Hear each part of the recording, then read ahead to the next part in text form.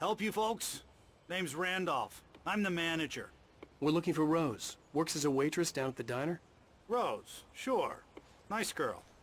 Who wants to know? I'm Alan Wake. The writer, huh? I heard him.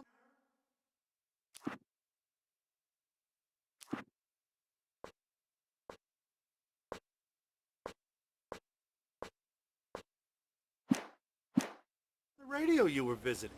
Well, I'll show you her trailer. That Rose, she's a nice girl. Always pays her rent on time. As I was saying, Al, I found all sorts of weird stuff from the local newspaper's archives. This place is crazy! Disappearances, mysterious deaths, urban legends come true, and, get this, most of this stuff takes place around Cauldron Lake. Well, you ain't wrong, mister. The Indians thought the lake was a doorway to the underworld. I'm the God-fearing type myself. I don't hold with that sort of thing. Yeah, okay. Anyway, there was an island there owned by a guy called Thomas Zane. Now, some of the articles I found about him make him out to be a famous writer, but I ran a bunch of searches, couldn't find a single thing he wrote. Zane was heavily into diving, so much so that the place came to be called Diver's Isle. But the volcano under the lake erupted in 1970, and Zane went down with the island.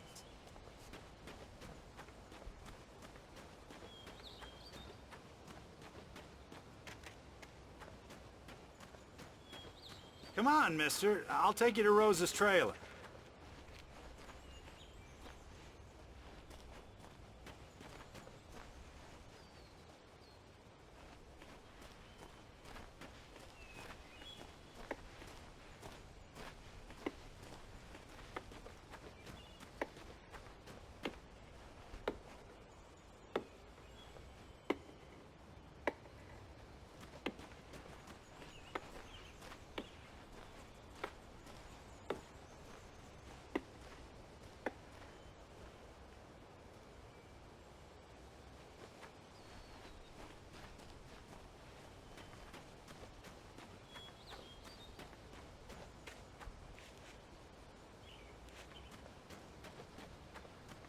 Just follow me. It's not far.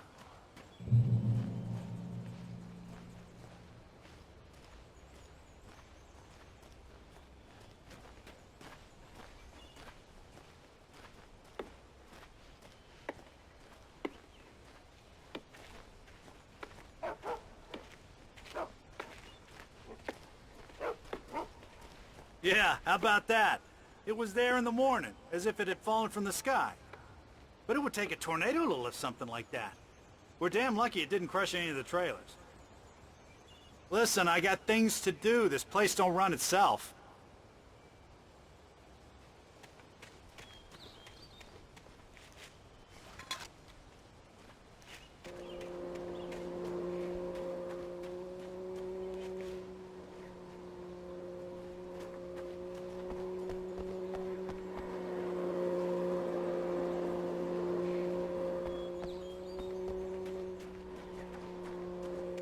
Oh, give me a break, mister. Can we just get a move on?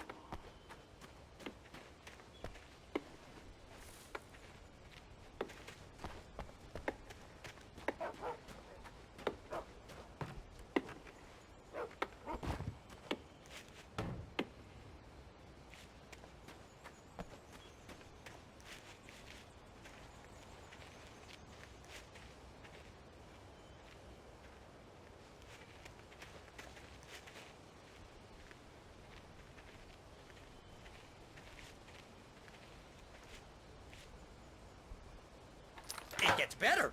A local girl, Barbara Jagger, drowned in Cauldron Lake just a week earlier. They were lovers.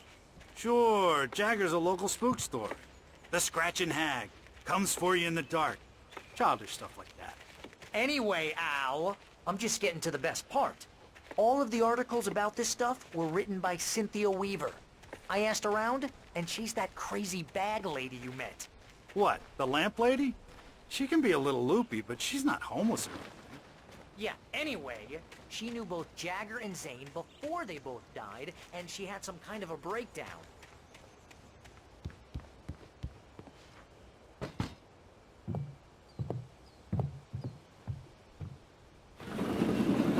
to...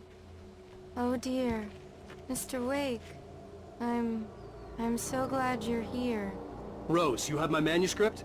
Oh. Oh yes. Yes. Please, come in. Hey, this is really good. Rose, Yes, my manuscript. I really need it. I understand. I know what you need. A muse to inspire you. Oh, for Barry? She doesn't have anything. Yeah, hey, Al, what's... Oh... Barry! What? What?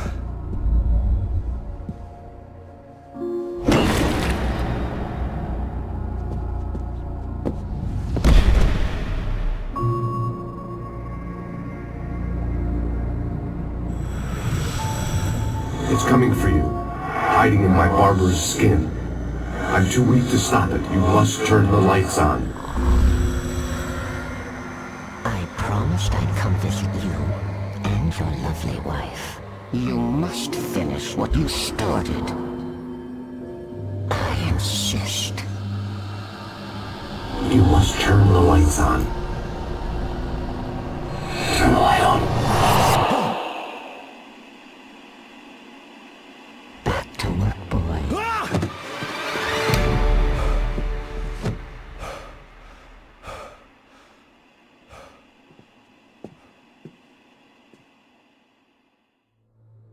I felt nauseous, hungover. Only anger kept me going.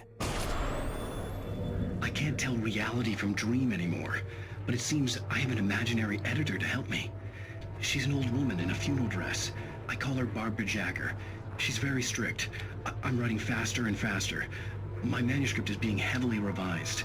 The edits are getting very aggressive, and each day there's less of me and more of her. I hate it, but I know she's right. She promises me I can save Alice this way. She knows more of this than I do. About the complex incantation I'm attempting. About this place. She's worked with another writer under similar circumstances, Thomas Zane. The genre of the story seems to be shifting. It's turning into a horror story. I'm getting close. I can feel it.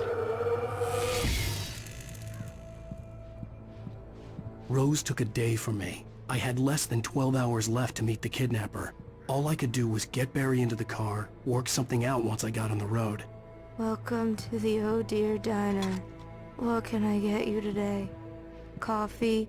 I couldn't work up much hate for Rose. Something had used her to get to me, and left its mark. First refill is free. Milk and sugar on the counter there. Would you like to hear today's specials? Thank you. A nice day. Come back soon. My gun and flashlight were gone. I'd have to find a way to get Barry into the car as quickly as... Mr. Randolph liked Rose. That little smile she had. How she was still sweet when life had tried so hard to make her bitter. It wasn't any of his business what she did in her trailer. But those strangers, the writer and his smart-ass sidekick, looked like trouble. And they'd been in there for hours, way past her normal bedtime. He reached for the phone and called the sheriff's station. Possible. There was no time to waste.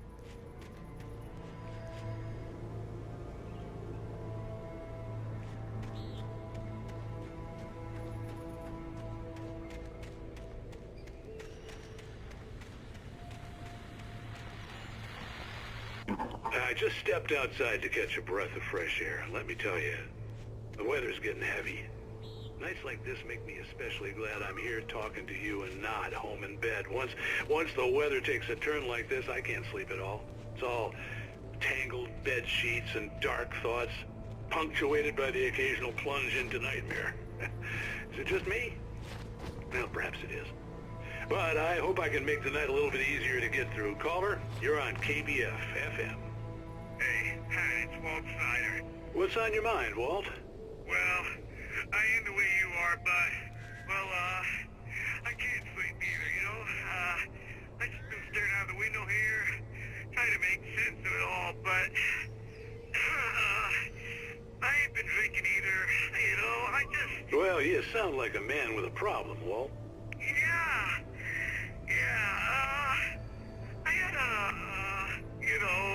argument with Danny.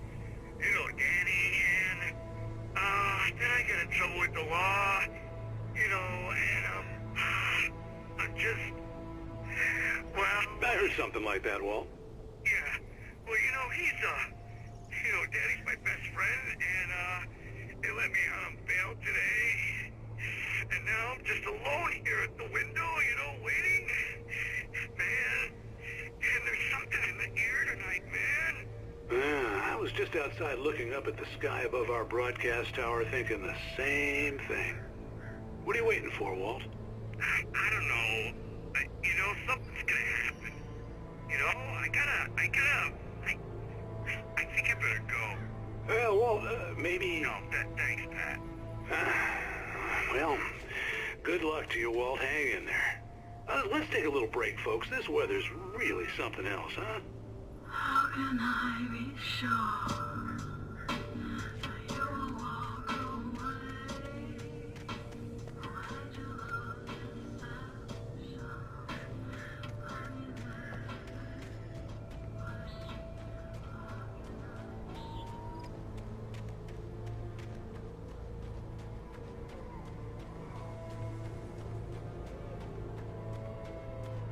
Oh, you're gonna get it now.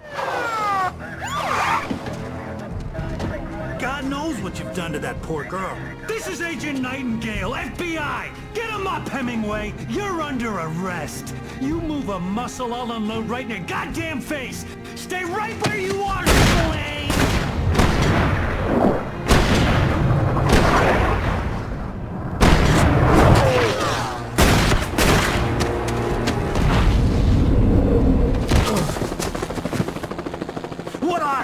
I'm standing right here, you goddamn maniac!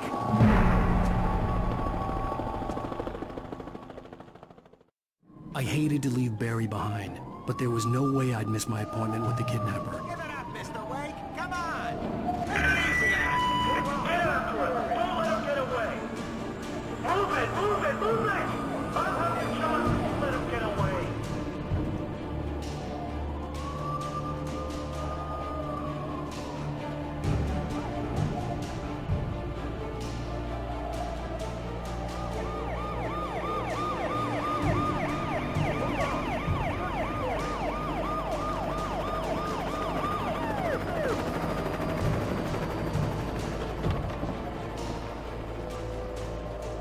Stop running! We have the suspect in sight!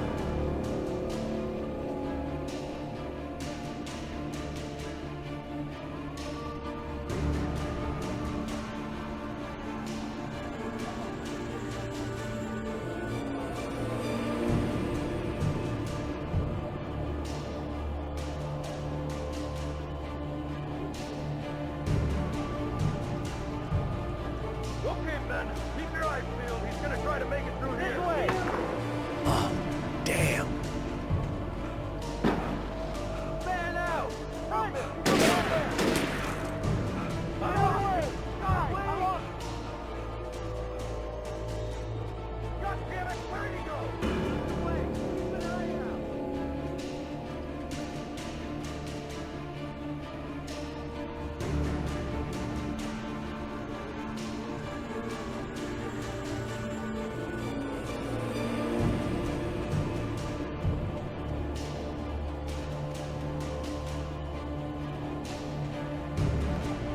He's gone! Come on, guys! We need to head him off!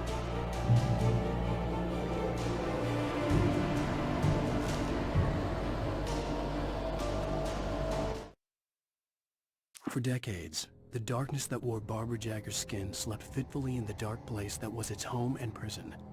It was hungry and in pain. It dreamed of its nights of glory when the poet's writing had called it from the depths and given it a brief, terrible taste of power and freedom. The rock stars had stirred it from the deep sleep the poet had sunk it back to in the end. When it sensed the writer on the ferry, it opened its eyes.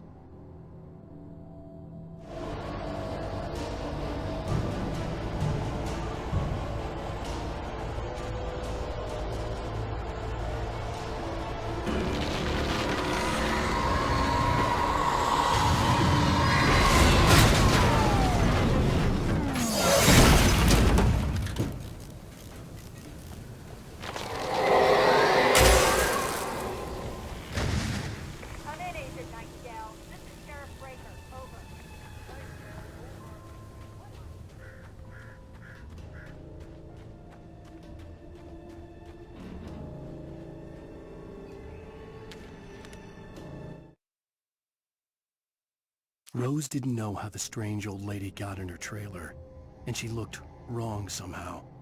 The woman showed her teeth in an approximation of a smile and traced a finger down Rose's cheek. "Pretty girl," she said. Rose felt as if she was falling asleep, but her knees didn't buckle. The crone spoke in a whisper, her words ice cold and dark in Rose's ear.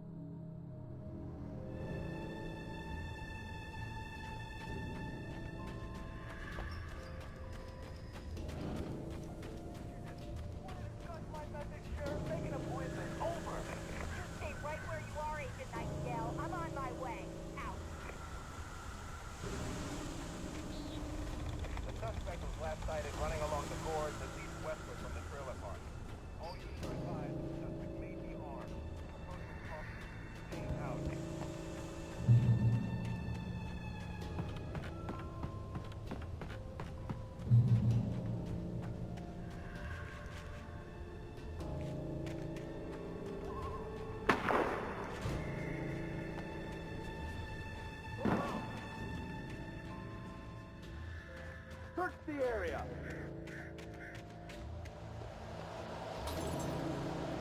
Stay sharp.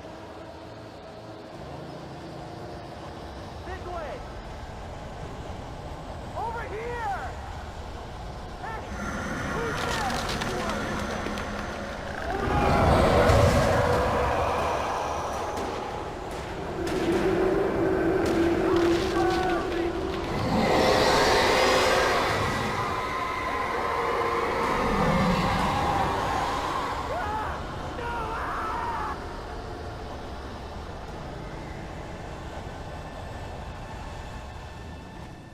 This horror was everywhere I went, circling me. The cops didn't stand a chance. They were after a writer, not a monster.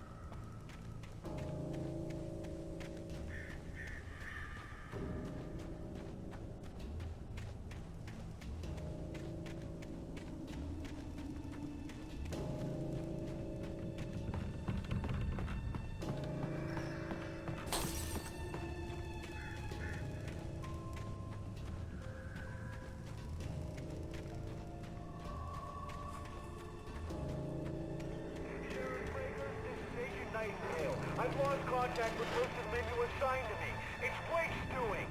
Wait, are you seriously telling me that geek writer just took out my deputies? Are you kidding? I mean, have you seen this guy? He wears a tweed jacket. Over. He's the guy we're chasing. If it's not him, who then? Bigfoot? Over. I don't know yet, but I'm not in the habit of jumping to conclusions. That tends to come back and bite you in the ass.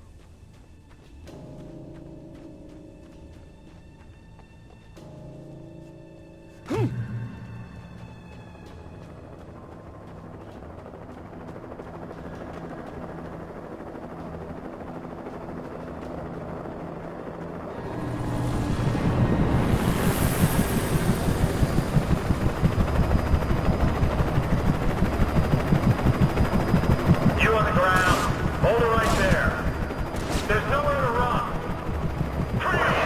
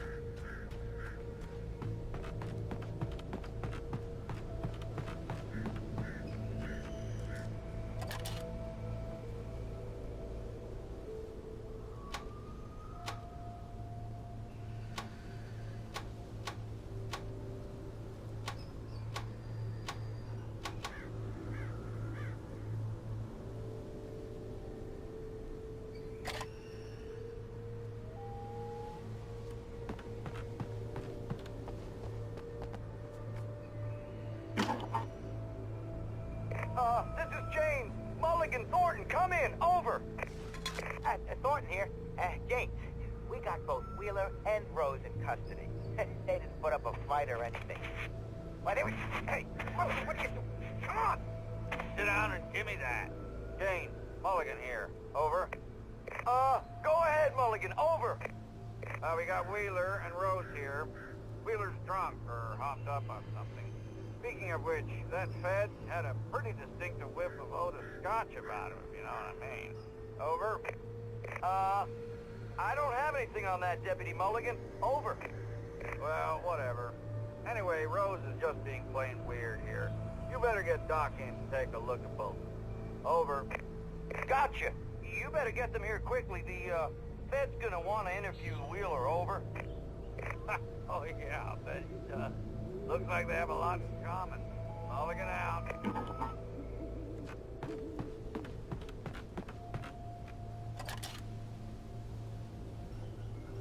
I could see the lights of the radio station in the distance.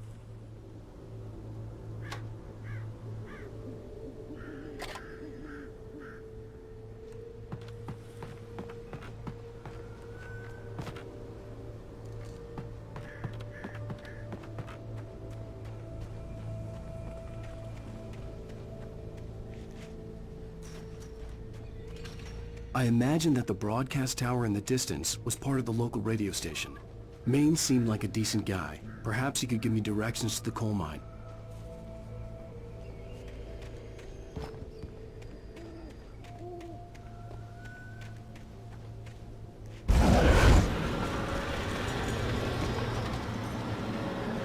Unnatural shadows clung to the gate. The darkness that was after me was trying to stop me. I wouldn't get through without a light.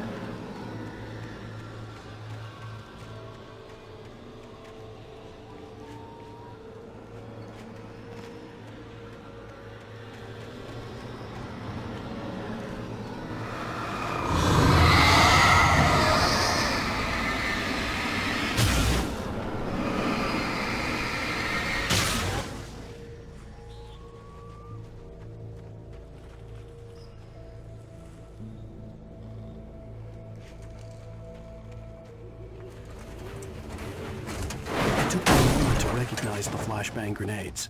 They were an ideal weapon for my situation. Team 1, come in. Over. Team 1, this is Sheriff Breaker. Report. Over.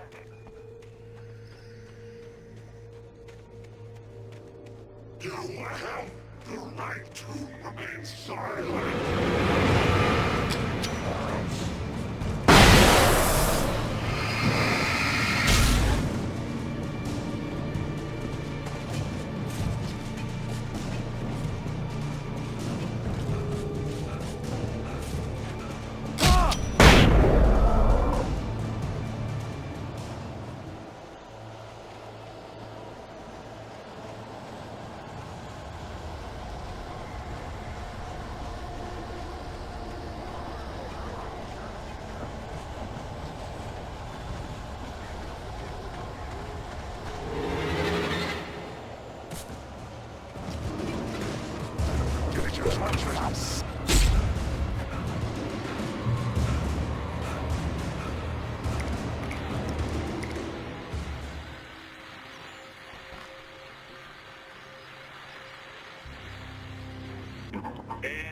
another call.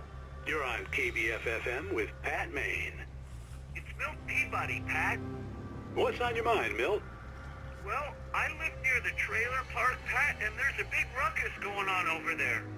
Well, that's just up the road from me, too. What's going on, do you know? I don't know, but there's a bunch of police cars there, lots of sirens, a helicopter buzzing around, and I think I heard some gunshots. Gunshots? Yes, sir, like from a pistol. So can you find out what's going on? Because it's just next door and they're popping off guns there. They're still shooting?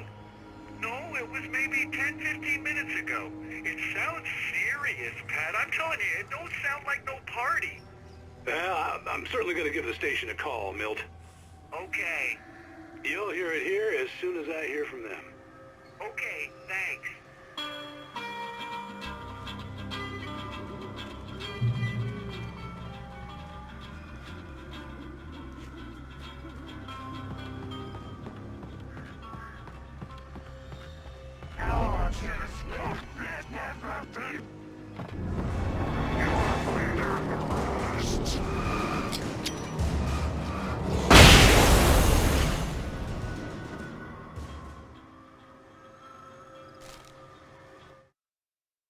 Touched by the dark presence, Rose was lost in a dreamland where everything was drawn in black and gray crayons.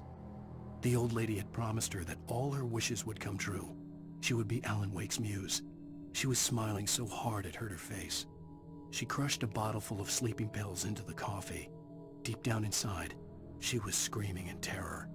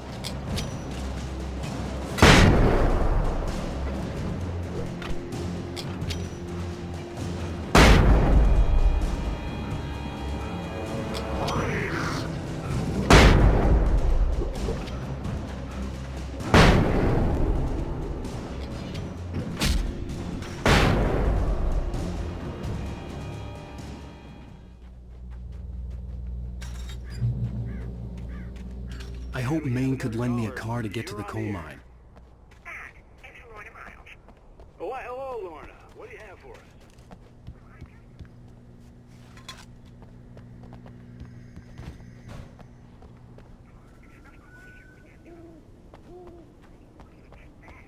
The sheriff should be helping us normal citizens instead of wasting resources on those people. Well, They'll have to try to sort themselves out. I'm sorry, but my granddaddy settled in Bright Falls in 1911. well, thank you very much for that compassionate viewpoint, Lorna. Oh, here's a little surprise. The famous writer Alan Wake just walked in, folks. I'm going to see if I can talk him into an interview. Come on in, Mr. Wake. Oh, I'm so glad you could find the time to do this, Mr. Wake. Nowhere to run now, Dan Brown. You back away from me.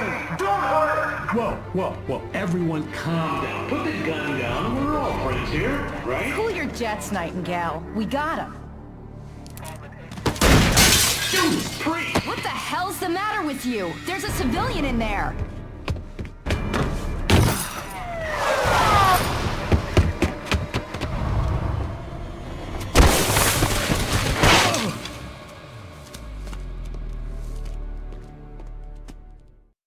I'll get you yet, even if it kills me, you hear me? You hear me, H.P. Lovecraft? I had fallen off so many cliffs it was ridiculous. That's what you get for naming a book The Sudden Stop. It was probably good I hadn't had the chance to tell Maine where I was going. I'd have to lose the cops and find my own way.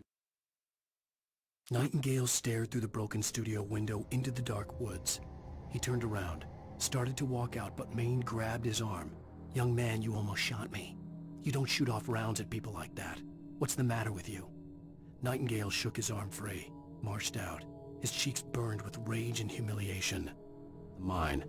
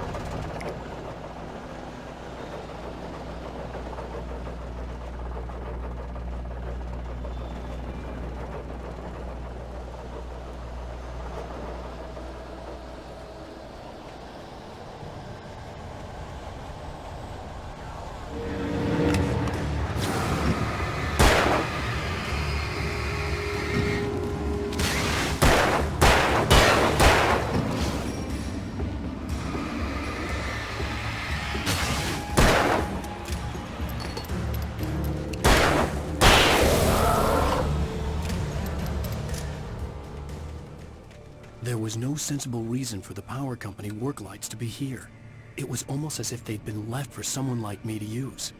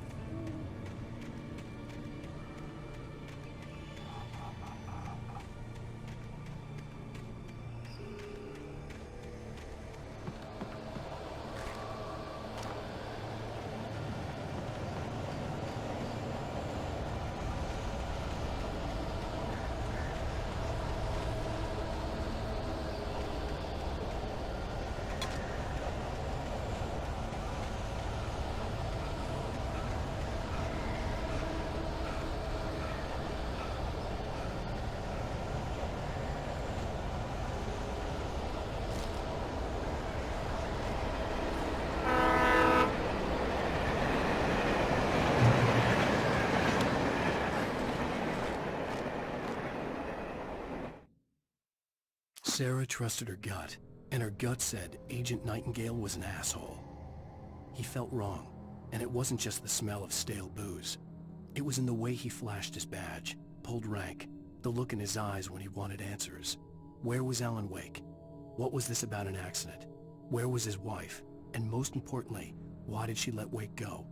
He wouldn't answer her questions. Federal business was all he'd say.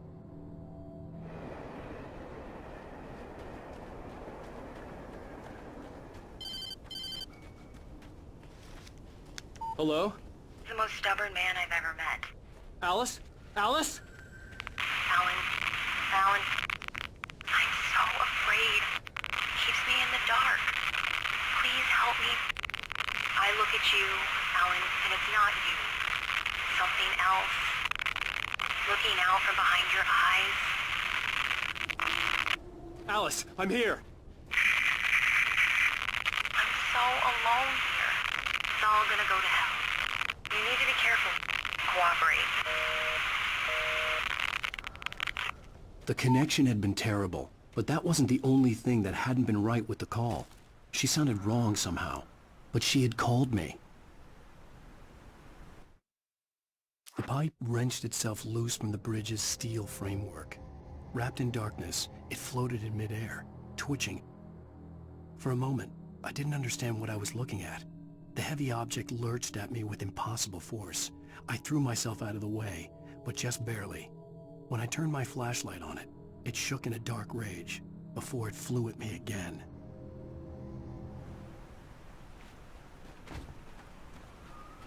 I could see a railway bridge up ahead, and a warehouse of some sort on the opposite shore. I hoped I could find a car from there.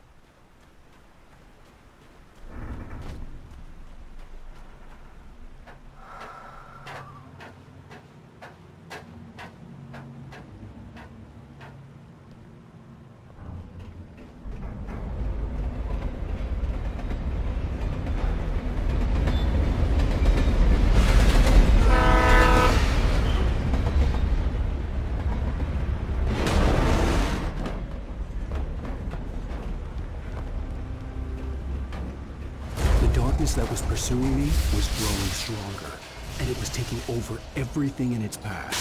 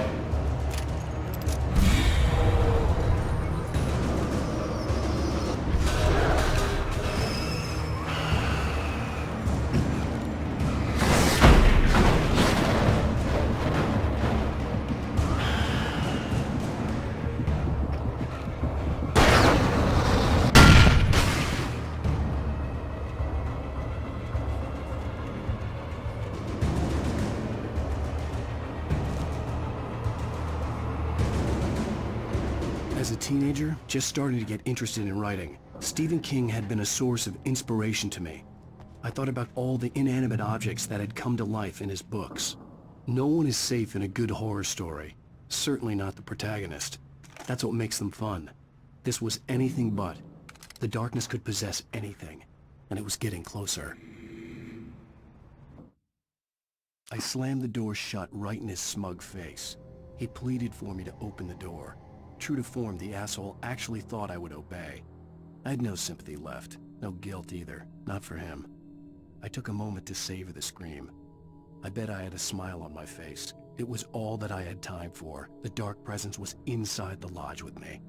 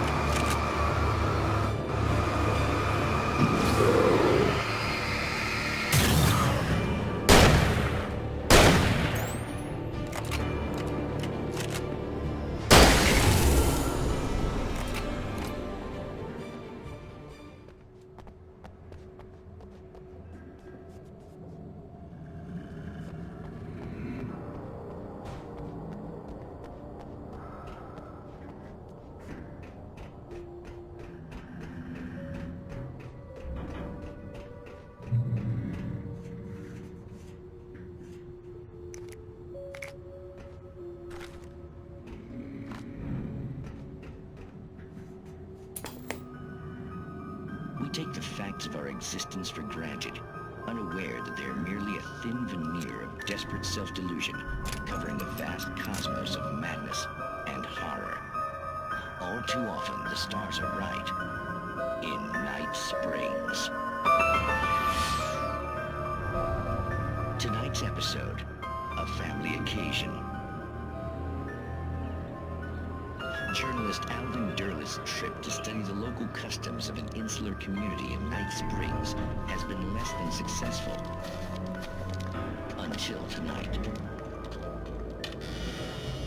Well, I'm glad you changed your minds about this. Ancient customs, local mythology. My editor loves this kind of stuff. Well, Mr. Derlith, we don't want to feel like we're on exhibition. But you have demonstrated the seriousness of your intent.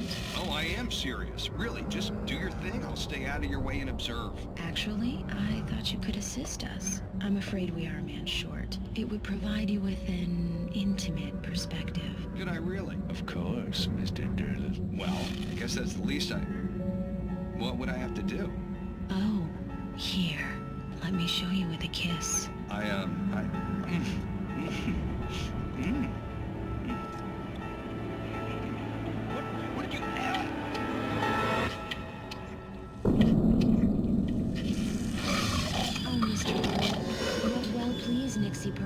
The dweller in flesh. Your body shall host his thousand young, and all shall be glory.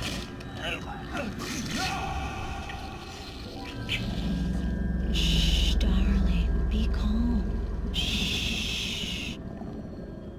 Alvin Derlith learned a harsh lesson. If you go looking for mythology, it may come looking for you. And such quests always bear fruit. Springs.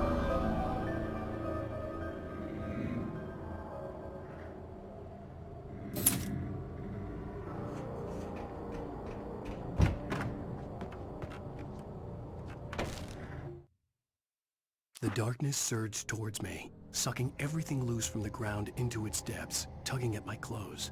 I saw the flare the kidnapper had dropped and threw myself towards it just as I felt my feet leave the ground.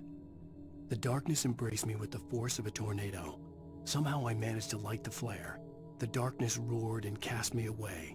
I fell toward the dark waters of the lake far below.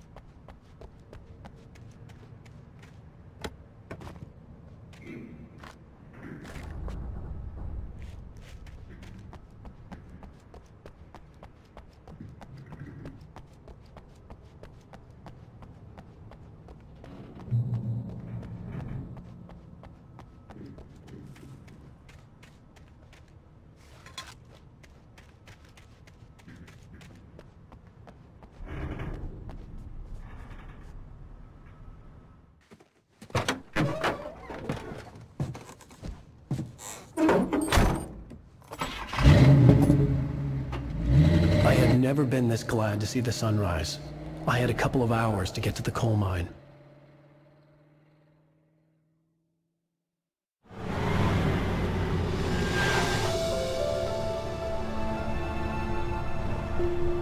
The coal mine wasn't far now.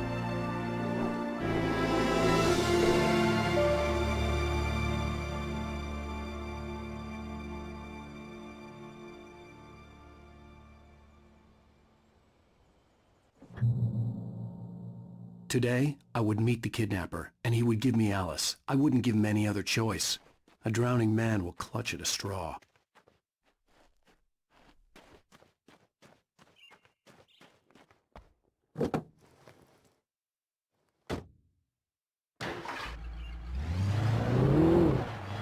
Little by little, without realizing it, I'd come to believe that the story in the manuscript was coming true.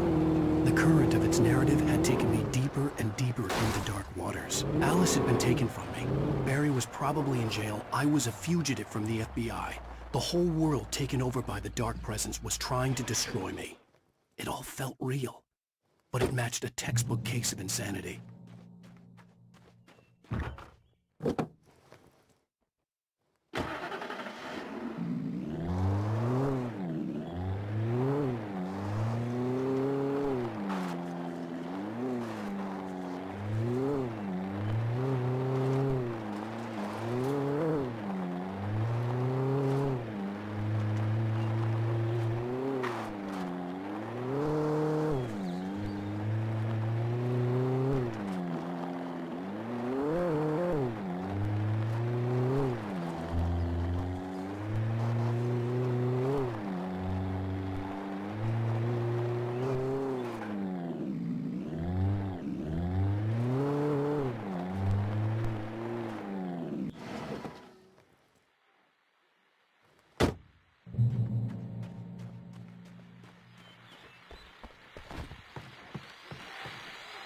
This is Pat Maine, and you're listening to KBF-FM. Folks, I want to apologize for kind of abandoning you to that looping music track last night, but I was detained. You see, I encountered a big-shot G-man with an itchy trigger finger who could use a lesson in manners and a boot in the ass, not necessarily in that order either. Now, folks, I know I'm not being very informative here, and I apologize for that. I really should just keep quiet, but I'm just so peeved right now, because some people just shouldn't be carrying badges. I'm just glad that our Sheriff Breaker was there to straighten things out. And if someone I met last night is listening, let me just say, I'm sorry if my mouth got you in trouble. I'm pretty sure you're not the bad guy here. Godspeed, son. I hope you know what you're doing. Now, on a lighter note, I'll be talking to Dr. Nelson all morning. But first, a little music.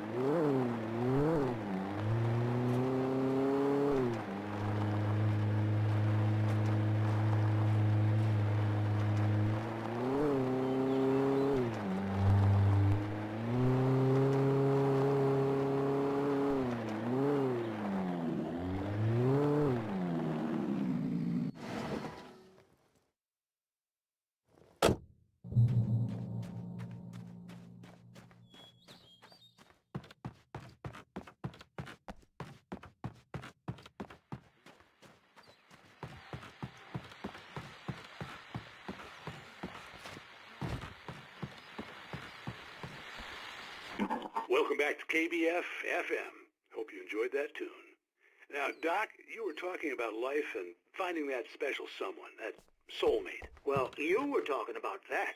I was saying I don't buy it. Oh, see, to me, that's strange, because I always pegged you as a hopeless romantic. You got me there, Pat. But I think love's where you look for it. And you need to do a lot of looking, sure. But the idea that there's that one special person out there for you, and if you miss that chance, it's gone forever and you're forever incomplete. I mean, Isn't that depressing? Or, heck, childish even? There's plenty of fish in the sea. And apparently a fisherman has a fishing analogy for everything, but what you're saying, isn't that a little harsh? Well, no. What I am saying is that your potential for finding that connection isn't limited to what's essentially a chance encounter.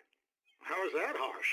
Yeah, well, I guess that's a nice thought, but let me say something personal here. Okay. Now, well, I don't disagree with you exactly, but I can't really fit that together with what I feel, what I felt for someone, because she was the one. She was. And I let her drift away from me. Maybe I didn't put in the work, I don't know, but, well, since then, and it was a long time ago, but since then there hasn't been anyone, not like her. And I'm not saying I dwell on her or haven't moved on. I like my life. I'm not living in the past, but I do miss the way she completed me. You can't argue with the heart, Pat. I'm sorry, folks. I had kind of a scary experience last night, and let's just say it's shaken a few things loose.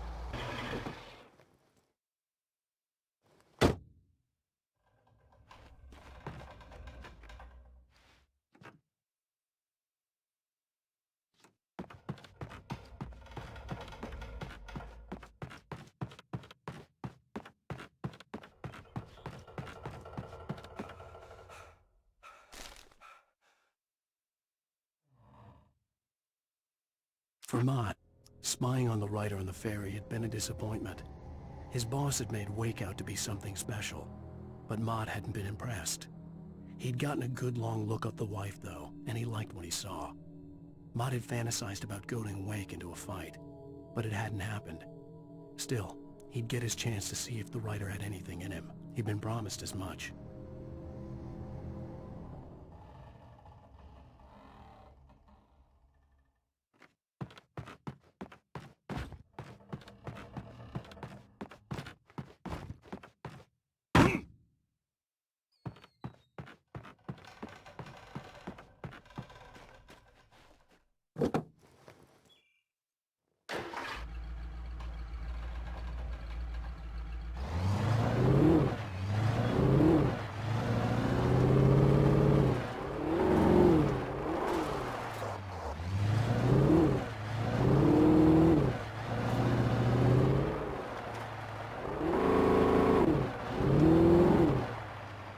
I was early.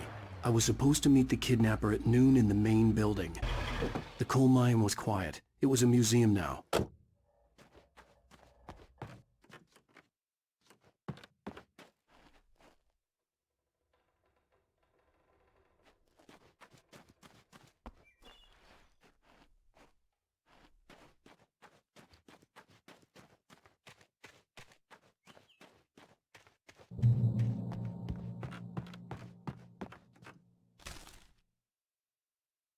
With Nightingale gone and the night wind blowing in through the broken studio window, Maine stared at Sarah. The sheriff looked away. Maine's voice shook with barely controlled anger.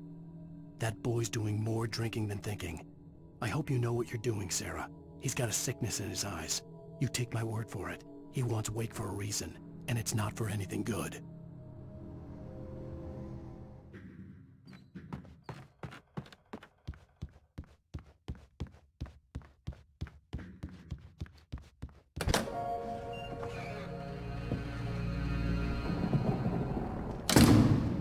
I didn't want to go outside. Cops had to be looking for me. The noon sun turned the place into a sauna. The day dragged on. Different scenarios ran through my mind, ways of how I'd torture the kidnapper to get Alice back, or the different horrible things he could have done to her. I imagined her dead. I had no way of knowing she was still alive. It was killing me. I was running on blind hope. It was all a waste of time. The bastard never showed up.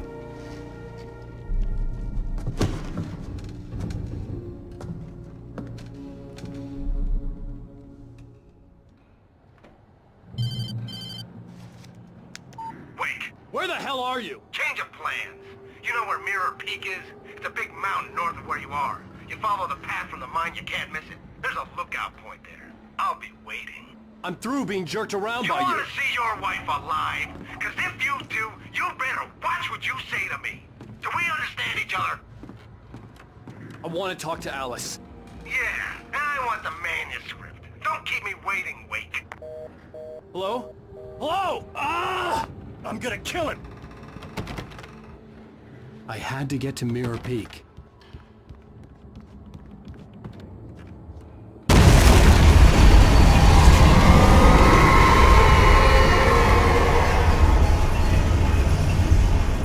It was close, maybe closer than ever before.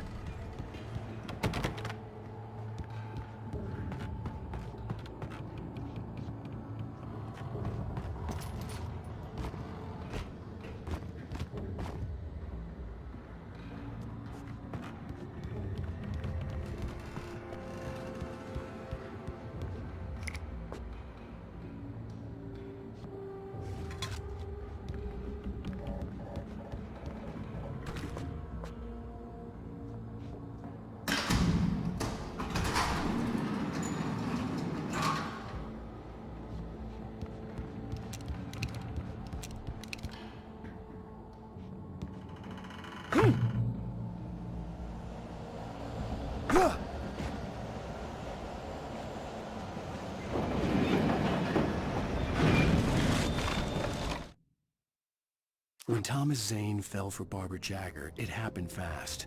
She was young, vibrant, and beautiful, full of life. He had never been a very happy man, and without any seeming effort, she had changed all that. Zane felt good for the first time in his life. Everything she did was another piece of a jigsaw puzzle he hadn't even known he'd been missing. And best of all, she made the words flow, strong and sharp. She was his muse.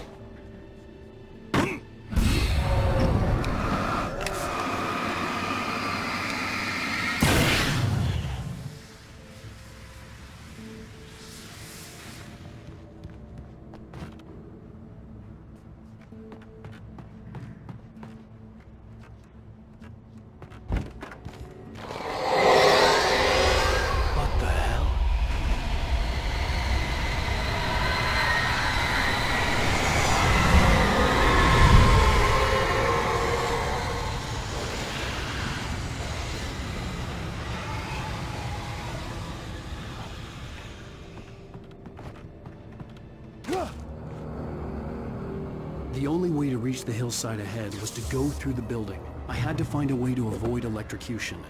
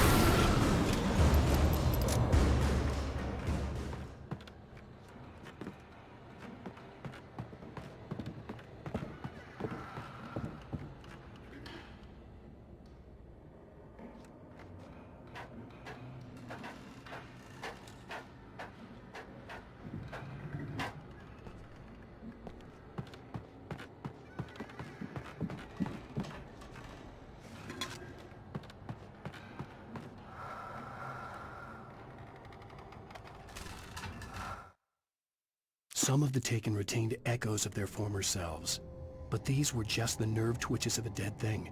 Nothing remained but a shell covered and filled with darkness. In most cases, these puppets were enough for the purposes of the dark presence. But for anything more elaborate, as with the writer, it was different. It needed his mind. And so rather than taking him over completely, it merely touched him.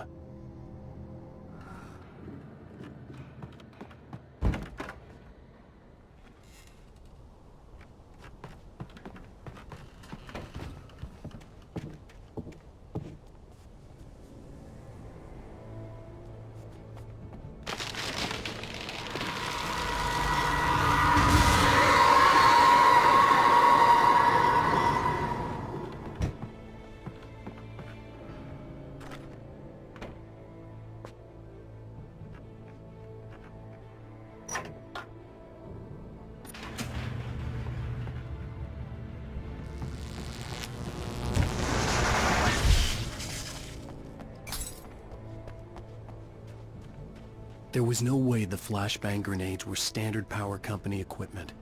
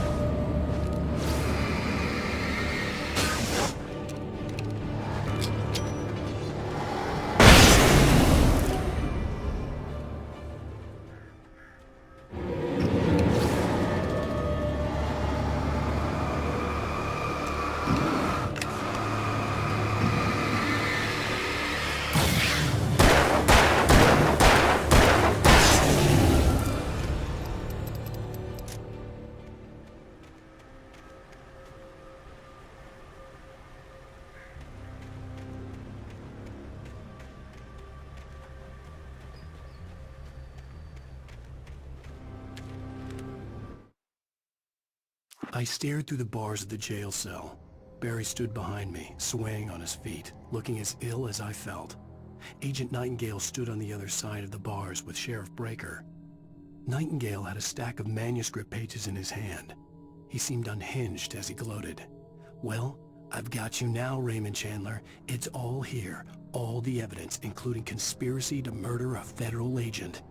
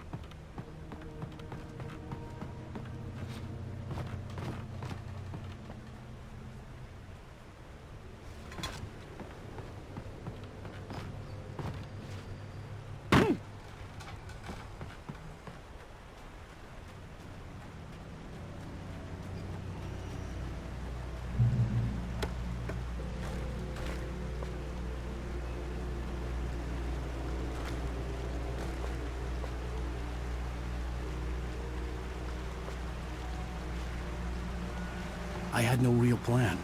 I was going to give the kidnapper all the manuscript pages I had for Alice. If that wasn't enough, I'd hold him at gunpoint and make him talk.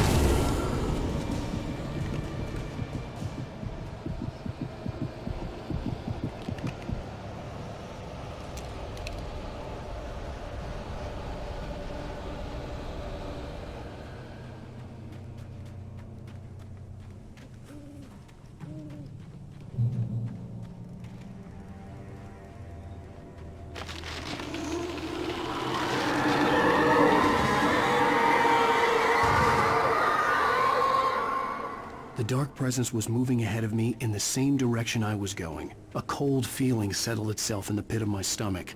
Was it going for Alice?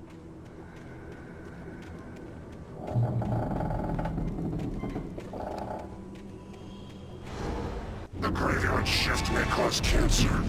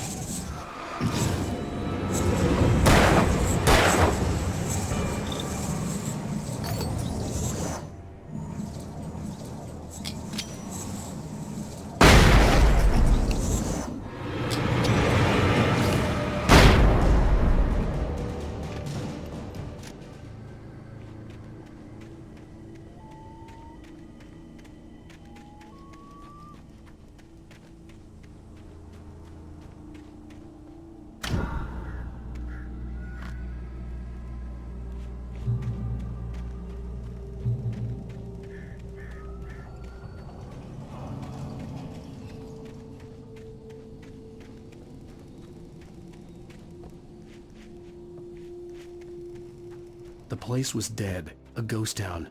Had been for decades, maybe a century.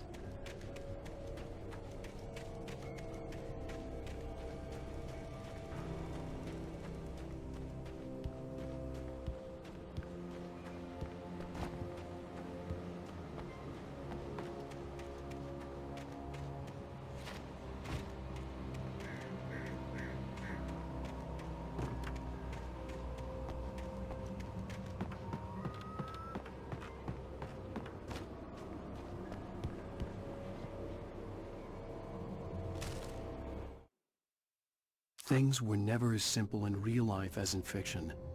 I had lost count of the times I had wished there'd be a clear reason for my writer's block. Something to fight, something to lash out on. There wasn't. I was filled with doubt. I was nothing like the hero in my books. Alex Casey had gone through his life with single-minded determination, never wavering from his goal. Even now, I was angry at myself, angry at Alice, angry at Barry. I was fumbling and I had no plan.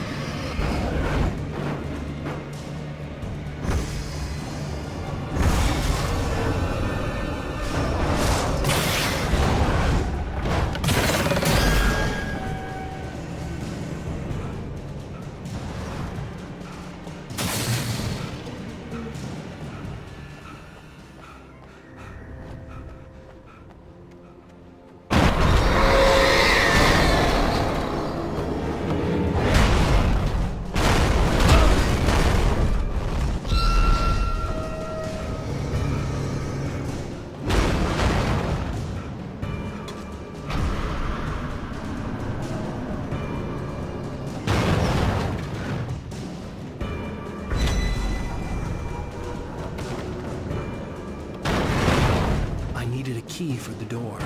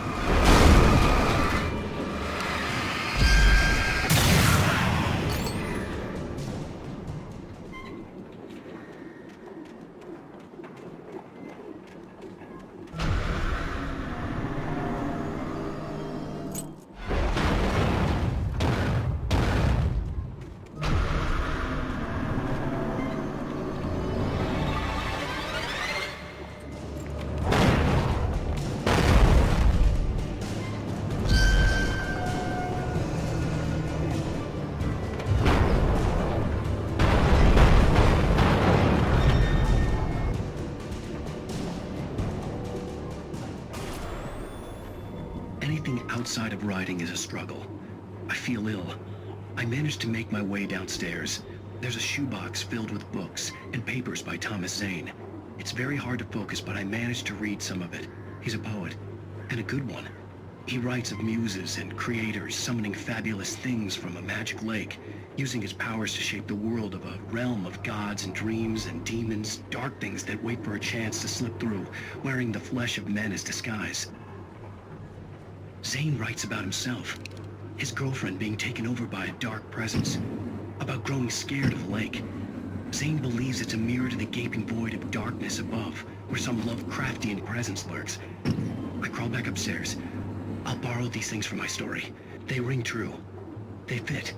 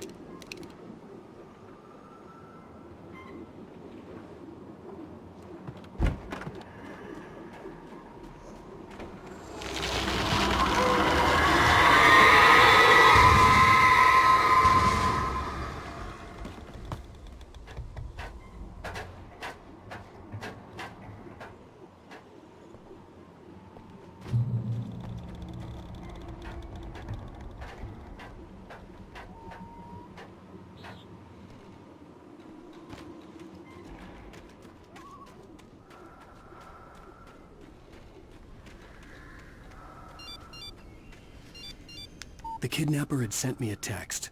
The message was full of spelling errors and insults. It was telling me to hurry up.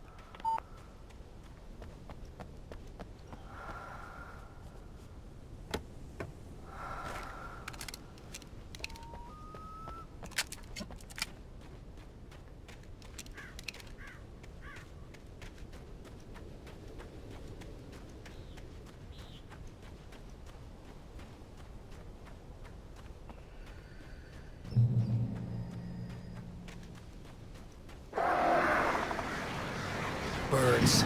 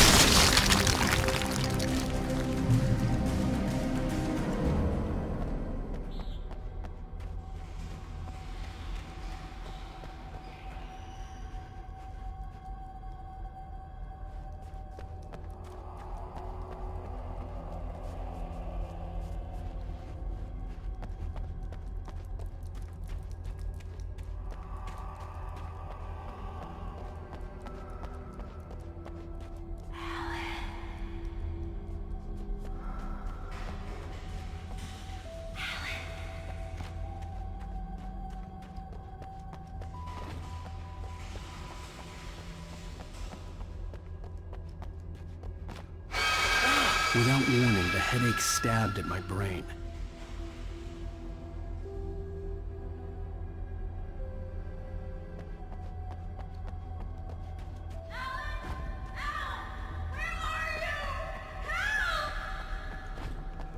Alice?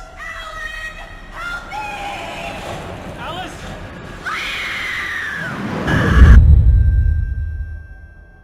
I'm losing it. I gotta get out of here.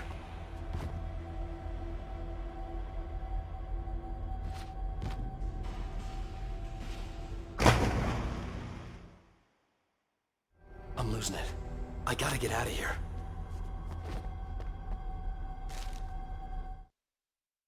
The hunters were big, thick-set men, confident and at home in the woods. They were feeling good, running on beer, ghost stories, and camaraderie late into the night. It did them no good, as they were taken by the dark presence, sucked deep into a darkness far worse than any ghost story they ever told or heard.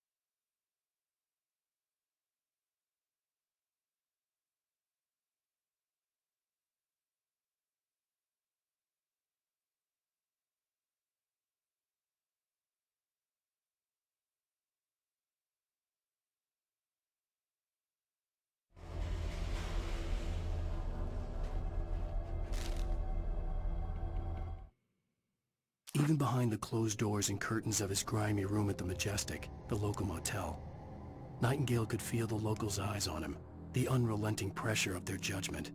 He forced it out of his mind. For all he knew, they could all be under Wake's spell already. You do what you have to do to get the job done. He took comfort from the bottle in his hand. Please, he thought, just let me get through this.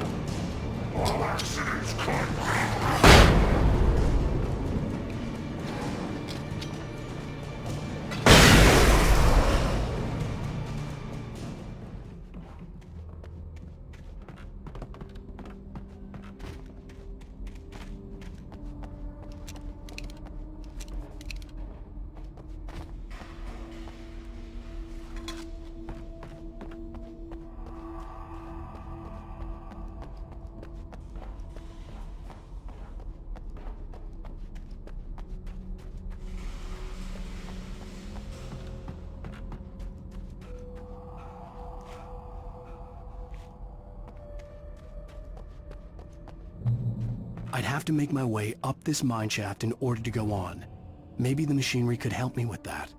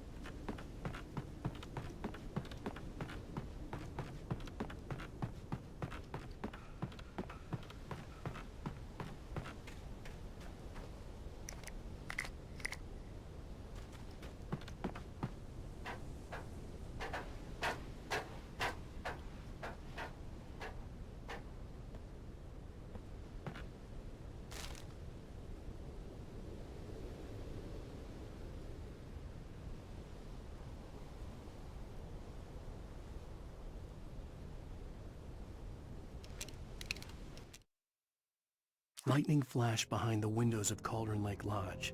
Tor Anderson laughed and held the steel hammer above his head. Nurse Sinclair was trying to calm him down without success. Tor grinned madly and shouted, "My hammer's up. Here's a friendly poke from Molnir, wench." He brought the hammer down with all his might on Sinclair's head. "We're on a comeback tour, baby."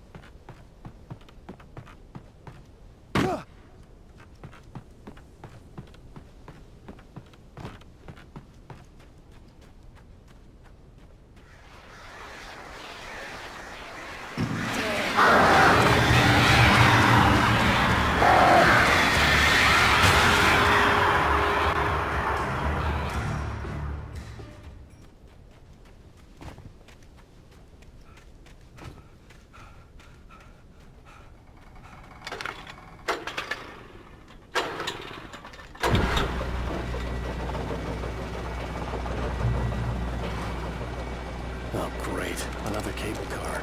Just great.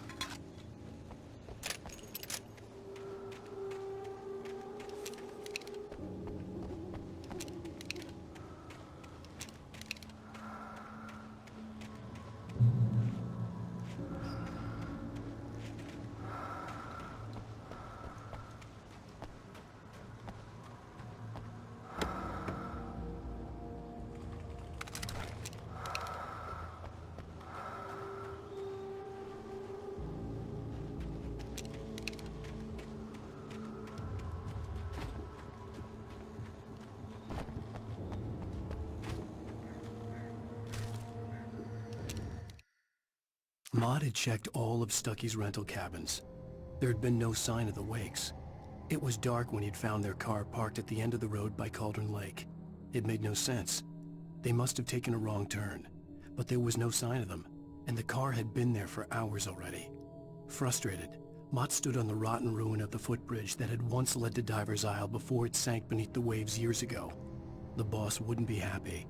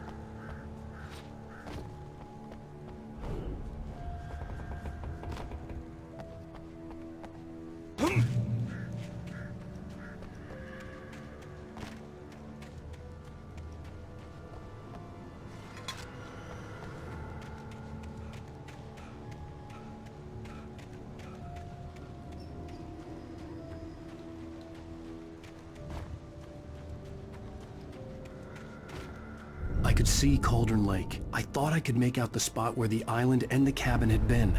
There was a light near it. It had to be a boat.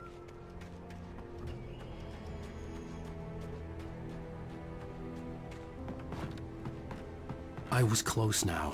I had to get there fast. I dreaded what I would find. I tried to hold on to Alice, but her form melted away. I was losing control. Dr. Hartman stood in her place. I wanted to hit him, but my arms were jelly. He smiled. It was a reassuring smile, and I hated him for it. I had to give you a sedative. Don't fight it. You went through another rough period. Right now, it's very important that you stay calm. We don't want you to have another episode. You're a patient at my clinic. Have been for a while now.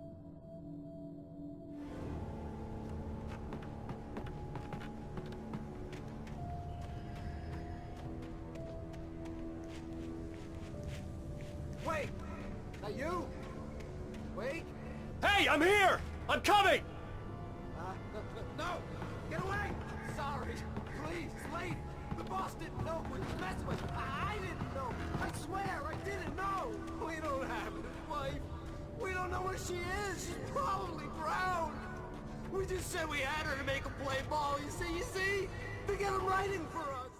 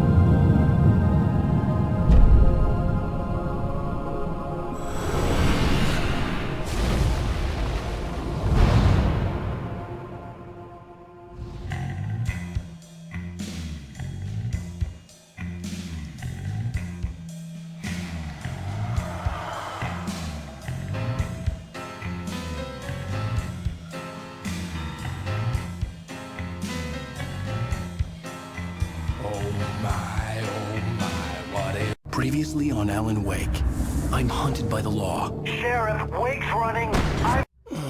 Alan. I felt